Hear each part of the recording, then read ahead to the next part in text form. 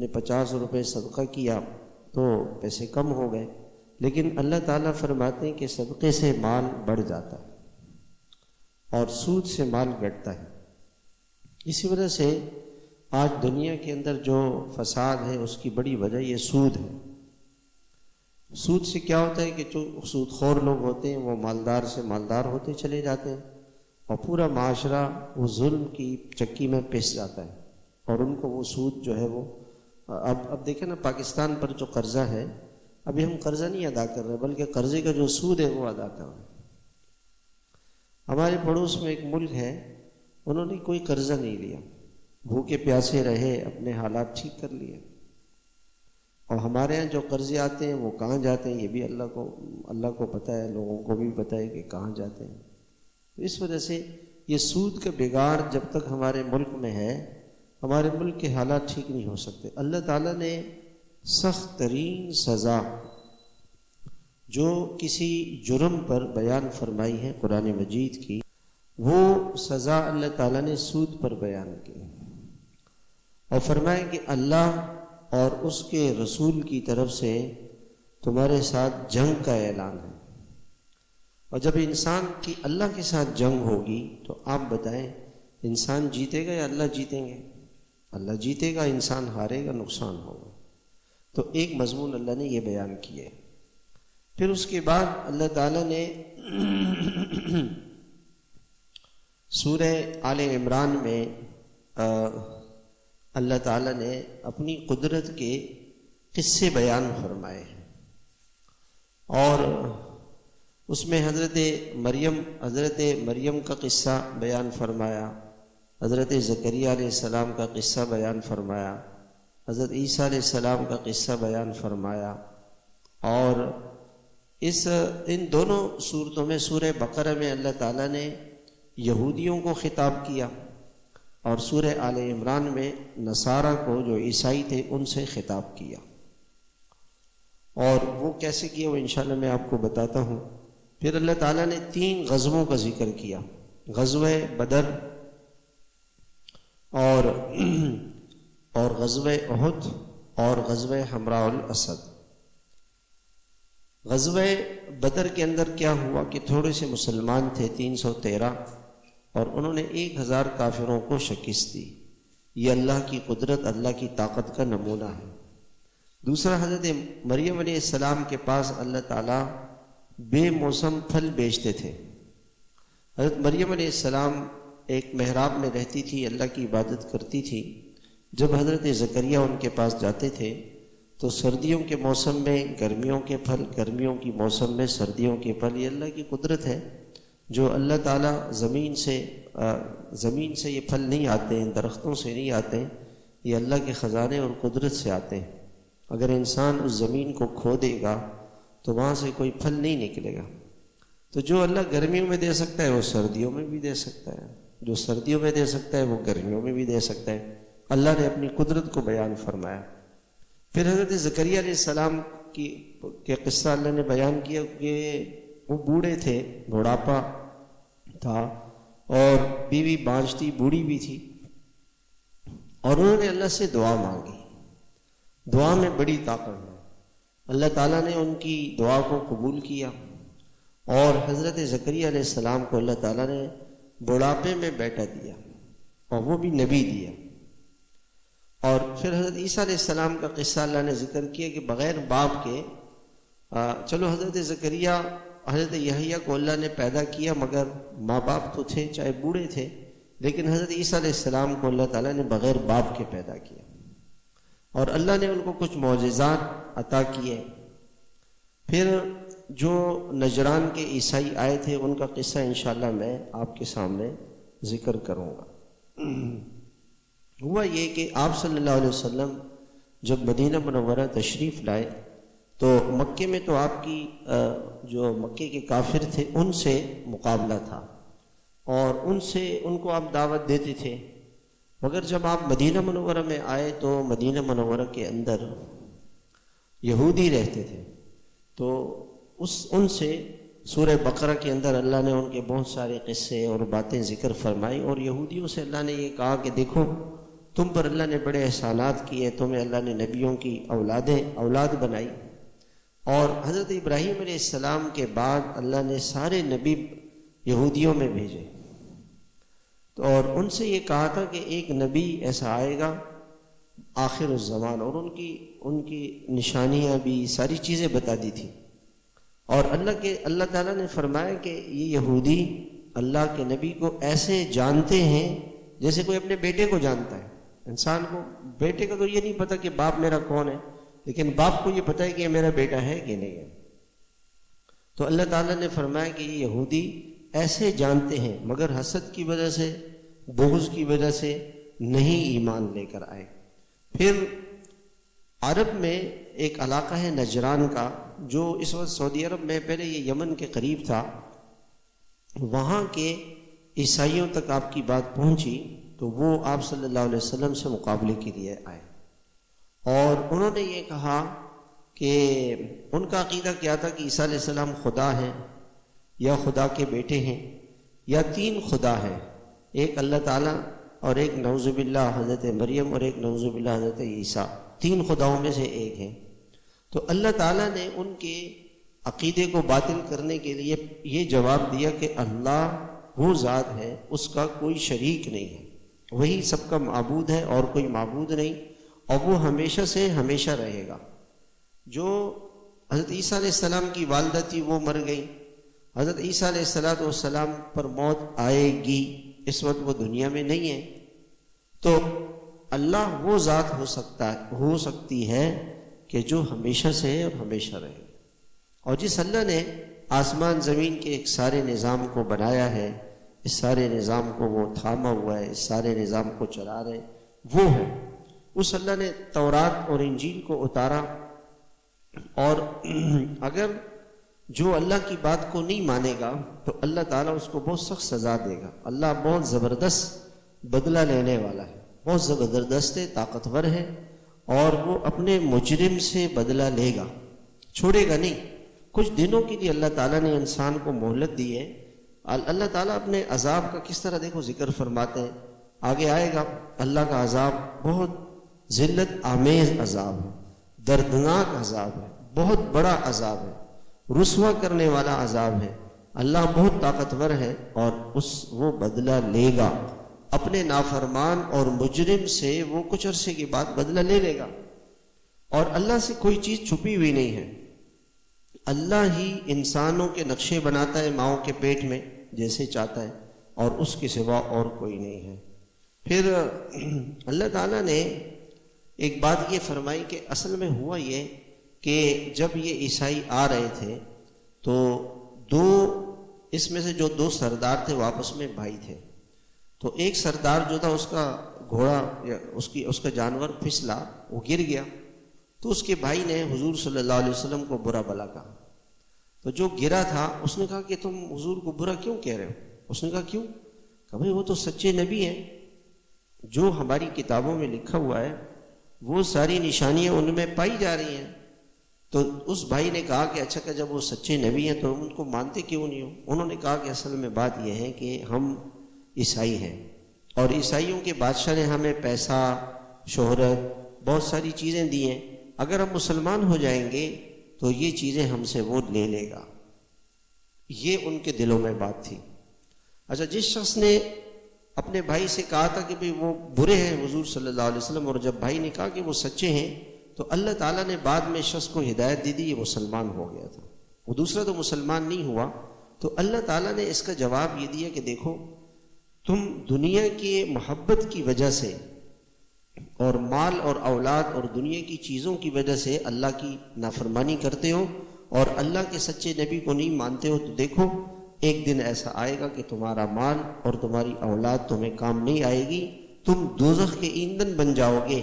اور دنیا میں ایسا ہوا ہے جیسے فرعون، اس کا 16 لاکھ کا لشکر تھا، اور اس کا مال، اس کی سلطنت، حکومت، دنیا میں بھی وہ غرق ہوا اور اپنے سلطنت کے ساتھ، بادشاہت کے ساتھ، اور آخرت میں بھی اللہ کا عذاب اس کو آئے گا. اور دوسرا قصہ اللہ نے یہ سنایا کہ دیکھو بدر میں کافر آئے، مسلمانوں سے ان کی تعداد زیادہ تھی، اور اسلحہ، گھوڑے، ساز و سامان سب کچھ زیادہ تھا، مگر اللہ کی طاقت مسلمانوں کے ساتھ تھی تو اللہ تعالیٰ نے مسلمانوں کو فتح دی، اس لیے، اور کافروں کو اللہ نے ہرا دیا۔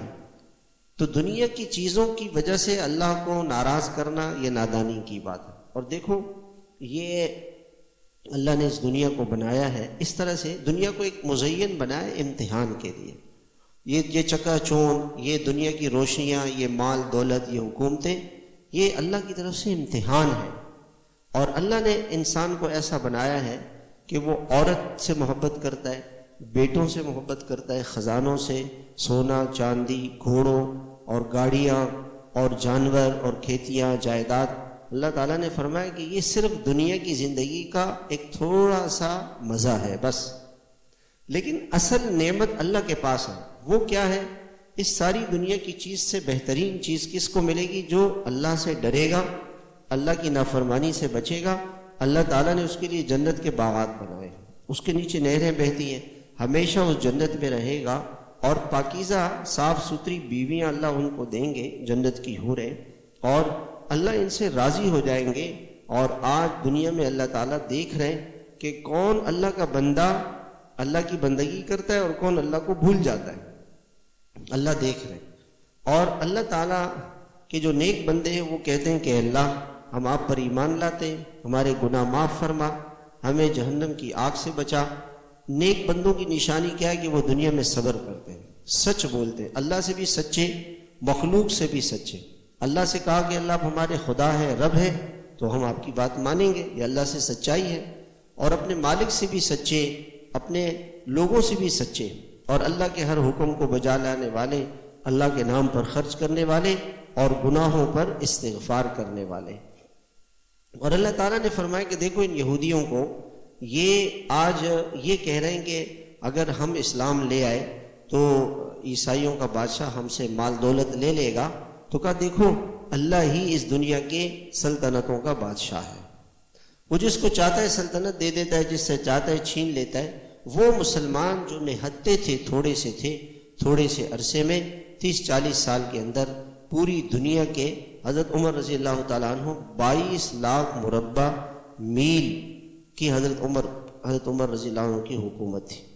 اور مسلمانوں کے پاس دنیا کے 3 بر اعظم، ایشیا، یورپ اور افریقہ، 3 بر اعظموں پر مسلمانوں کی حکومت قائم ہو گئی، وہ مسلمان جن کے پاس کچھ نہیں تھا۔ تو یہ اسلام کی طاقت ہے، اور یہ اللہ ہے جو اس دنیا میں ایک سارے نظام کو چلا رہا ہے۔ عزت اس کے ہاتھ میں، ذلت اس کے ہاتھ میں، ساری خیریں اس کے ہاتھ میں۔ وہ دن اور رات کے نظام کو چلاتا ہے، مردے سے زندہ، زندہ سے مردہ نکالتا ہے، اور روزی دینے والا وہ ہے۔ اور کافروں کو دوست نہ بناؤ، کافر تمہارے کبھی بھی دوست نہیں ہو سکتے۔ آج مسلمان کافروں کی طرف دوڑے چلے جا رہے ہیں، ان سے مدد مانگ رہے ہیں، ان کا ساتھ دے رہے ہیں، تو میرے محترم بھائیو، اللہ پاک فرما رہے ہیں کہ یہ تمہارے دشمن ہیں۔ اللہ تمہیں اپنے سے ڈراتا ہے، تم نے اللہ کے پاس ایک دن جانا ہے، اور اللہ کو آسمان و زمین کی ہر چیز کا علم ہے، وہ ہر چیز پر قادر ہے۔ ایک دن ایسا آئے گا تب تم اللہ کے پاس جاؤ گے، تمہاری نیکی کا تمہیں اچھا بدلہ ملے گا، اور جو تم نے برا عمل کیا ہوگا وہ اس کا نتیجہ بھگتنا پڑے گا۔ اور انسان اس دن یہ کہے گا کہ ہائے کاش میں دنیا میں برائی نہیں کرتا۔ آج زنا کر رہا ہے، شراب پی رہا ہے، بے پردگی، بے حیائی کی، ناچنے گانے کی زندگی گزار رہا ہے، غفلت کی، تو اس دن کہے گا کہ ہائے کاش اے اللہ میں یہ برائی نہیں کرتا۔ اور اللہ اپنے بندوں پر بڑے مہربان ہے، وہ پکڑتا نہیں ہے، مہلت دیتا ہے، وقت دیتا ہے انسان کو۔ اور اگر اللہ تعالیٰ سے تمہیں محبت ہے تو اللہ کے نبی کی اتباع کرو، تم اللہ کے محبوب اور پیارے بن جاؤ گے۔ اللہ کا پیارا انسان کون ہے؟ جو اللہ کے نبی کی سنت پر چلے، اللہ کے نبی کے طریقوں پر چلے۔ اللہ تمہارے گناہ معاف کر دے گا اور تمہیں بخش دے گا۔ اللہ کی مانو، اللہ کی رسول کی مانو۔ پھر اللہ تعالیٰ نے اس سورہ آل عمران میں بہت سارے قصے ہیں جیسے میں نے بتایا، لیکن ایک قصہ اس کی ہیڈنگ ہے، وہ حضرت عمران کی بیوی کا قصہ ہے۔ اللہ تعالیٰ نے حضرت عمران، یہ بیت المقدس کے امام تھے، اور ان کی بیوی بھی بڑی نیک تھی۔ جب یہ بوڑھے ہو گئے حضرت عمران، اور بڑھاپے کی وجہ سے اب ان کے لیے بیت المقدس کی خدمت کرنا، امامت کرنا، وہاں دین کا کام کرنا مشکل ہو گیا۔ تو حضرت عمران کی بیوی کو امید ہو گئی کہ اللہ تعالیٰ مجھے بچہ دیں گے، تو نظر مانی کہ یا اللہ اگر مجھے آپ نے بیٹا دیا تو یہ بیٹا میں اس کو مسجد کی خدمت کے لیے وقف کر دوں گی۔ دیکھیں اس عورت کی نیت دیکھیں۔ ایک زمانہ ایسے تھا کہ مسجد کی خدمت کرنا، مسجد میں پیسہ لگانا، مال لگانا، یہ عزت اور فخر کی چیز تھی۔ آج تو عزت و فخر کی چیز کیا ہے کہ میرے پاس مال کتنا ہے، میرے پاس دنیا کتنی ہے، اور میری پارٹی کتنی ہے، میں کیسا ہوں۔ دنیا کی چیزوں کو آج عزت کا معیار بنا دیا گیا ہے۔ مکے کے کافر تھے لیکن بیت اللہ کی خدمت کو اپنی سعادت سمجھتے تھے۔ ایک مرتبہ وہ کیا کرتے تھے کہ لوگوں کو زمزم پلاتے تھے، شربت پلاتے تھے، اور نبیذ یعنی کھجور کا میٹھا پانی پلاتے تھے، شہد پلاتے تھے، ستو پلاتے تھے۔ اس زمانے میں جو مہمان آتا تھا تو وہ تو وہاں ہوٹل تو تھے نہیں، تو یہ عرب کافر ہو کر کے، عربوں کی مہمان نوازی بڑی مشہور تھی، یہ کافر تھے لیکن مہمانوں کو کھلانا پلانا اور ان پر خرچ کرنا، یہ اب تک رہا۔ لیکن اب اللہ معاف فرمائے، جو کچھ حالات ہیں یہ زوال کی نشانی ہے۔ یہ تو یعنی اب حج کا ویزا پہلے مفت ہوتا تھا، عمرے کا ویزا مفت ہوتا تھا، اب رمضان آیا تو ٹکٹ بھی بڑھ گئے، ویزے کے پیسے بھی بڑھ گئے، اور وہاں جو ہوٹلوں کے خرچے ہیں وہ بھی بڑھ گئے۔ مہمان نہیں سمجھ رہے اور وہ بزنس سمجھ رہے ہیں کہ جی ہم تو ان سے پیسہ لیں گے، تو یہ زوال کی نشانی ہے۔ مکے کے کافر وہ مہمانوں پر خرچ کرتے تھے، ان کو کھلاتے تھے، اور مسجد سے بیت اللہ سے ان کی اتنی محبت تھی کہ ایک مرتبہ حجر اسود کو بیت اللہ میں لگانے کا موقع آیا تو کافر تلواریں لے کر آ گئے کہ جی بھی ہم لگائیں گے۔ تو پھر اس بات پر فیصلہ کیا کہ جو ہم میں سب سے اچھا آدمی ہے وہ فیصلہ کرے، تو محمد صلی اللہ علیہ وسلم ان کے نزدیک سب سے اچھے تھے، ان سے فیصلہ کروایا۔ آپ نے فرمایا کہ ایسا کروں کہ بیت کے جو حجر اسود ہے اس کو میں اپنی چادر میں رکھ لوں گا، اور سارے قبائل مل کے اس کو اٹھا لو اور وہاں لے جاؤ اور میں اس کو لگا دوں۔ تو اس پر سارے کے سارے مطمئن ہو گئے۔ مسجد نبوی کی تعمیر کا مسئلہ آیا تو حضور صلی اللہ علیہ وسلم نے خود سب سے پہلے آپ قبا تشریف لے گئے مدینہ منورہ میں، آپ نے وہاں مسجد بنائی، مسجد قبا۔ آپ بہت سارے حضرات جا چکے ہوں گے اس میں، اور آپ پھر اس کے بعد مدینہ منورہ تشریف لے گئے، آپ نے مسجد نبوی بنائی، خود آپ علیہ السلام اینٹیں لا کے اس مسجد میں اس کی تعمیر میں شریک ہوئے۔ تو مسلمان کا جذبہ کیا تھا کہ اللہ کے گھر کو آباد کرنا، اللہ کے گھر کی خدمت کرنا، یہ میری سعادت تھی۔ تو یہ جذبہ تھا۔ اللہ کی شان حضرت عمران کی بیوی نے نظر مانی کہ اللہ نے اگر مجھے بیٹا دیا تو میں اس بیٹے کو اللہ بیت المقدس کی خدمت کے لیے وقف کر دوں گی۔ ہوا کیا کہ بیٹی ہو گئی۔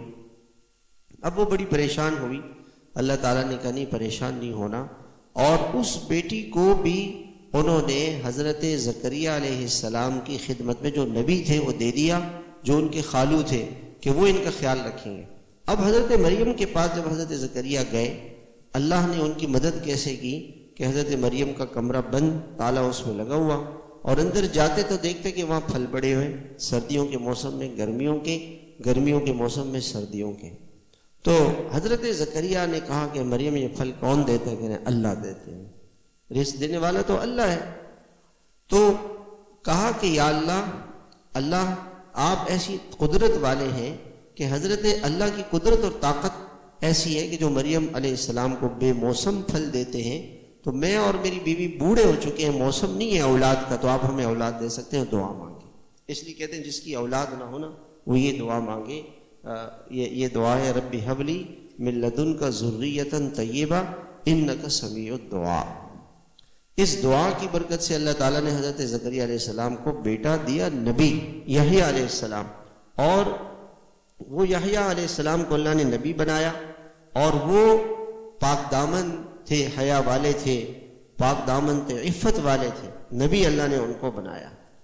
اور پھر اگلی قدرت اللہ تعالیٰ نے اس بات پر ظاہر فرمائی کہ حضرت مریم کو اللہ تعالیٰ نے بغیر شوہر کے بیٹا دیا، حضرت عیسیٰ علیہ السلام کو بغیر باپ کے اللہ تعالیٰ نے پیدا کیا۔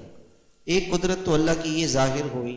پھر اللہ تعالیٰ نے حضرت عیسیٰ علیہ السلام کو معجزہ دیا۔ وہ معجزہ کیا دیا کہ عیسیٰ علیہ السلام ابھی مریم کی گود میں تھے، حضرت مریم کے چند دنوں کے بچے تھے۔ بنی اسرائیل نے جب یہ دیکھا تو انہوں نے حضرت مریم پہ تہمت لگائی، تو حضرت عیسیٰ علیہ السلام بول پڑے بچپن میں، ابھی ماں کی گود میں، اور وہ بولے اور کہا کہ دیکھو میں اللہ کا بندہ ہوں، اللہ نے مجھے پیدا کیا ہے اور میں اللہ کو اپنا رب مانتا ہوں، میں اللہ کی بندگی کرتا ہوں، تم بھی اللہ کی بندگی کرو۔ تو اللہ نے یہ معجزہ ان کو دیا۔ دوسرا معجزہ اللہ تعالیٰ نے ان کو یہ دیا کہ وہ مٹی سے پرندے بناتے تھے، اور پرندہ بنا کے اس میں پھونکتے تھے، وہ زندہ ہو جاتا تھا۔ اور مادر ذات اس زمانے کے اندر طب ڈاکٹری بہت زیادہ عروج پر تھی، تو اللہ تعالیٰ نے حضرت عیسیٰ علیہ السلام کو وہ ڈاکٹری دی کہ جو کسی اسپتال میں نہیں ہے، کہ جو مادر ذات اندھا ہوتا تھا وہ حضرت عیسیٰ علیہ السلام کے پاس آتا، حضرت عیسیٰ علیہ السلام اس پہ ہاتھ پھیرتے، اللہ تعالیٰ اس کو وہ ٹھیک ہو جاتا۔ مردے کے پاس جاتے اور مردے سے کہتے کھڑے ہو جاؤ، وہ زندہ ہو جاتا تھا۔ اور کوئی برس ایک بیماری ہوتی ہے جس میں جسم سفید ہو جاتا ہے، اس پہ ہاتھ پھیرتے تھے، وہ بیماری ختم ہو جاتی تھی۔ اور عیسیٰ علیہ السلام ان کو یہ بتاتے تھے کہ تمہارے گھر میں کیا کیا رکھا ہوا ہے اور تم نے کیا کھایا ہے، کیا پیا ہے۔ اب ہمیں کیا پتا کہ بھی کس نے افطاری میں کیا کھایا، حضرت عیسیٰ علیہ السلام بتا دیتے تھے۔ یہ معجزات تھے جو اللہ تعالیٰ نے حضرت عیسیٰ علیہ السلام پر ظاہر فرمائے۔